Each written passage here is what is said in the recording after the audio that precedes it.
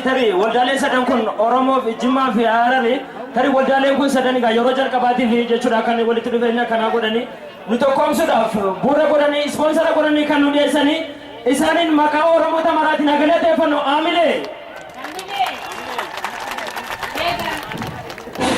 Akkasumas wanni dagatamuu qabne ilmaan Oromoo yookaan biyyattiin Oromiyaa sababii sablammoota adda addaa of keessaa hammattee waggaa dheeraaf turuusii akkasumas jaalalaa fi kabajaa waliin jiraachuun kan beekamu sababii sablammoonni guyyaadhaa yaamicha keenya kabajanii bakka kanatti nu argamtan hundi keessanuu galatoomaa ulfaadhaa isiniin jenna.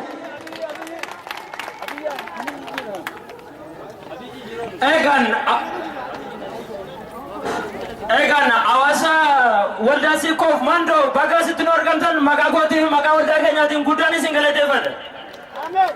Waldaa tokkummaa Harar bakka asitti nu argamtan kaayetuun isin galatoomfadha. Akkasumas waldaa qibee gabbaa yookaan shanan qibee bakka guyyaadhaa waltajjii kana qopheessitanii asitti nu argamtan gamanumaan galanni keenya guddaadha. Galatoomaa isiniin jenna. Egaa sagantaan keenya amma eegaluutti jira. Warroota waldaalee keenya kana ispoonsara ta'anii dhufaniin maqaa keessanii maqaa uummata Oromoo bal'aatiin akkuma galateeffanneen